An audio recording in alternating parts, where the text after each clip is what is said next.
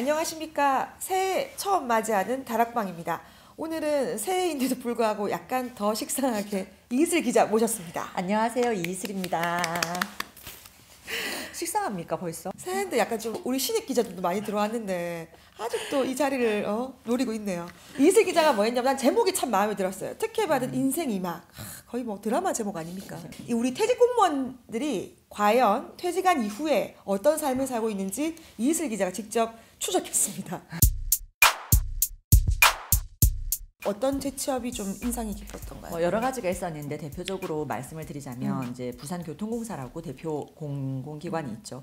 부산교통공사에서 본부장으로 있던 분이 어느 업체에 취업을 했습니다. 그런데 문제 없이 취업이 됐어요. 그 회사와의 관계를 좀 파헤쳐 본 거죠. 이 본부장이 재직하고 있을 때 이 업체와 충분히 아주 깊은 연관성이 있던 업체고, 이 사람이 여기에 재취업을 하고 나서도 진행되는 상황들이 아주 밀접하게 관련 있게 돌아갔어요. 근데 이제 부산시에 물어봤더니 거기는 공사랑 상관 있는 데가 아니에요 업체가 라고 얘기하길래 이렇게 사태 파악을 모르고 있으니 문제 없다라고 시에서 그렇게 해줬구나라는 생각이 들더라고요. 그리고 또 하나 더 있었잖아요. 또 하나 더는 부산 고등어 식품전략 사업단이라고 부산시의 과장으로 계시던 분이 수산유통과장이었어요. 아주 이 고등어 산업 활성화를 위해서 주력을 했어요. 그러면서 단을 만드셨어요.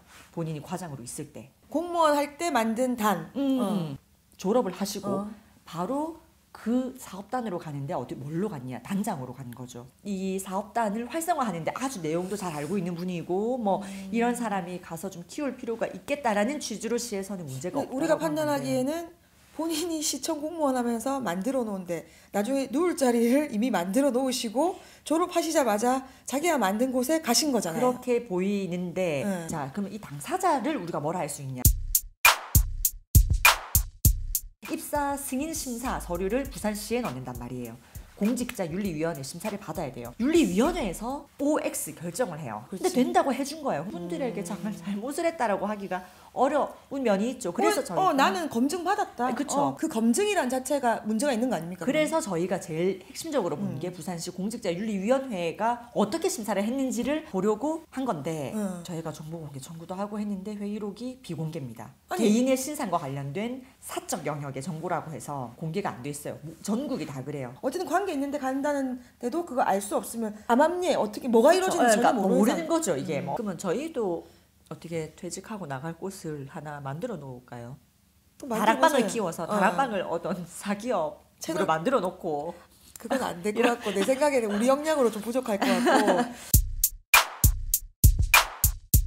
근데 웃긴 게 이 신고도 안 한 분도 계시다고요. 신고는 의무인데. 신고를 하도록 돼 있는데 이제 안 했다가 적발이 됐는데 적발된 분들이 거의 다 그대로 재취업은 됐고, 심지어 이제 저희가 알고 있는 케이스도 있어요. 지금 현재 신고를 했어야 하는 분인데 안 하고 있고, 그 지금 취업한 곳이 그때 계시던 당시에 시에 있을 때의 그 부서 일과 아주 밀접한 업무 연관성이 있다고 보는데 지켜보려고요. 그럼 그분한테 컨택 한번 해보셨어요? 예. 그래요. 그럼 잠 못 자겠다. 통계가 나왔더라고요. 전체 44명 중에 결국은 재취업 아무 문제 없이 그냥 통과하신 분이 몇 분이죠? 41명. 그럼 3명은 뭐예요? 3명은 안 된 거죠. 3명은 심사해서 안 됐다라고. 그런 거 보도해주세요. 안 된 케이스도 보여줘서 이봐, 이런 사람들 안 됐다. 그것도 의미 있지 않나요? 그 생각을 그것도 괜찮네요. 안 된 건 어떻게 한 박자 늦어, 한 박자 늦어. 1년 선배가 다르긴 다르네요. 그런데 이거를 그러면 이 아이템 하나 더 할 수 있지만 출입처가 바뀌어서 제가 갑자기 또 얘기하니까 이제 마무리 좀. 작년 2018년 5월 경에 이 다락방 런칭하지 않았습니까? 기나긴 우리 9개월간의 여정을 끝마치고 저는 취재 현장으로 다시 돌아가야 되기 때문에 옆에 있는 우리 이슬 기자가 제 뒤 제가 합니까? 벌써 지금 다 짜놓고 지금 이렇게 하고 있다 또 하고, 앞으로 뭐 저한테 할 말 없나요? 정말로 선배 다락방을 이렇게 성공적으로 안착시키는데 큰 기여를 하신 데 대해서 정말 감사드리고 조용히 빨리 가시고요. 제2기 다락방은 좀 더 다양화된 형식과 다양화된 스토리로 여러분 찾아뵙겠습니다. 아을밀백 아시죠? 터미네이터. 여러분 앞으로 이슬 기자가 하는 다락방도 많이 사랑해 주시기 바랍니다. 오늘 마지막 인사 나누겠습니다. 여러분 감사합니다. 고맙습니다.